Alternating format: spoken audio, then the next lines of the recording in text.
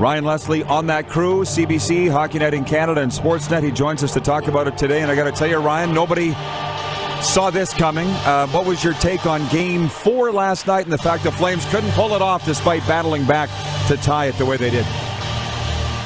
Yeah, probably, Rod, their best game of the series. And maybe, I don't know if it was their best game of the playoffs, but certainly with the series. And it was one where they played really well within themselves. They held Connor McDavid in check, which is saying something, and he still had a couple of points.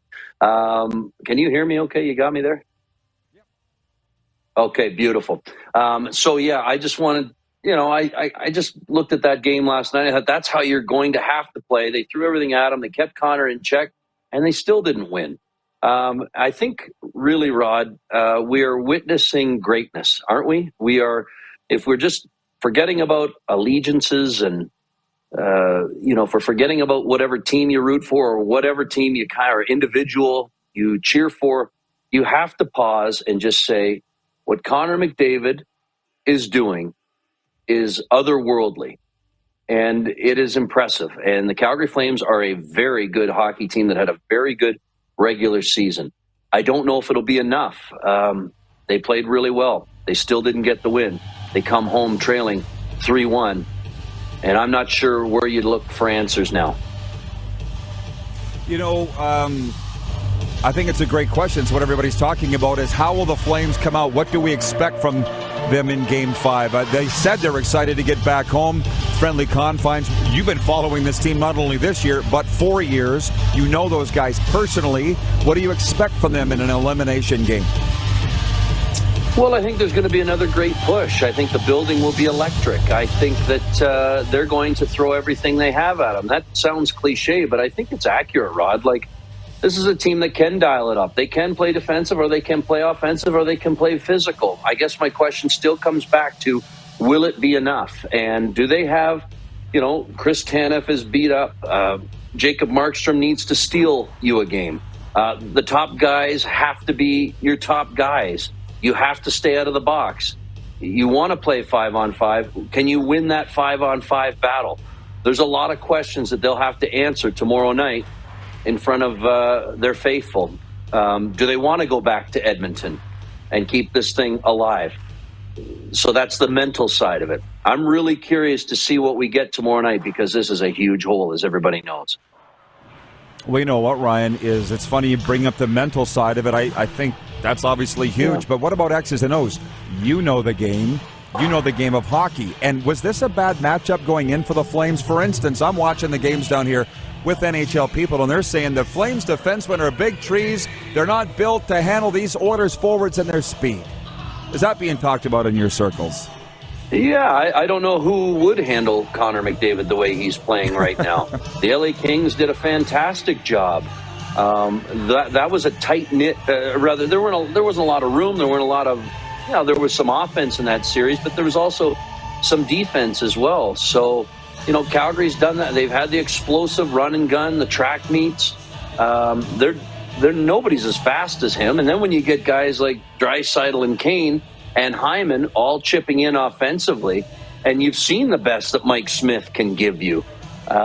Even though he's looked absolutely beatable, he has still come up with incredibly big and timely saves. And the 132-footer from Rasmus Andersson last night, it still didn't wreck the party for the Oilers. So you feel you've done a lot of things good, even though you don't feel you've played, to the best of your abilities in this series. You just kind of get the sense, at least I do, is this Edmonton Oilers team taking another step in front of our eyes.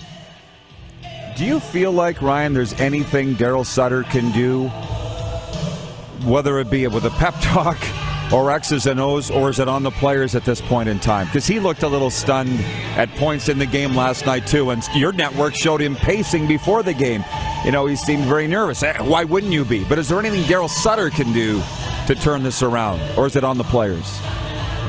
I think it's both, Roddy. I really do. Those players have to be better. I think Daryl is still probably one of the best at the matchup game, or, obviously he's going to have last change here, but the bench management, who's going. Although we did see a couple of curious moments in terms of who was on the ice late in the game last night, but But if there's one thing Daryl Sutter is brilliant at, that there are many, but he is really, really good at that bench management. So, I think that he's going to need everybody.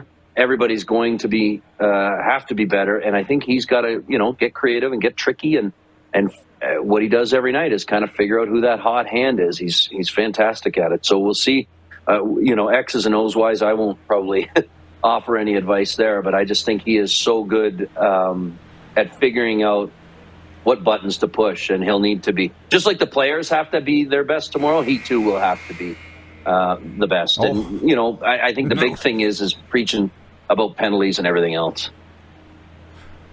Great point, but I'll just say this last one, like Sutter hockey, what they've been doing all year hasn't really been that in this series in my mind. Like, can they punish the Oilers physically, or would that not, like playing run and gun, I don't think is what you want to do against Edmonton.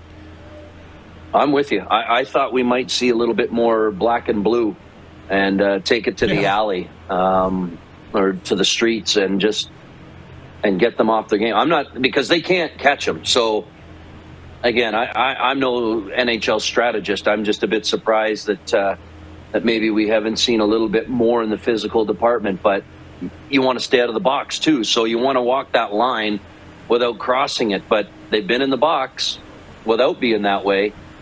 Maybe it's time to take it to the alley. I don't know. Well, they were certainly far too much spent in the penalty box in Game 4 for sure. The question will be, can they get back to the Calgary Flames that we know in Game 5? Well, we'll be watching. I love seeing you every single time, Ryan. Keep up the great work, my man, and thanks for the time today. Roddy, great to see you. Great to be with you. Sportsnet Flames and Hockey Night in Canada's Ryan Leslie, part of the GGN, the Good Guy Network. Hey, everybody. Thanks for watching the RP Show on YouTube. And don't forget, we're live daily on YouTube from noon to 2 Eastern. If you like what you see, hit subscribe. And if you like the program, check around for other segments of the Rod Pedersen Show here on YouTube.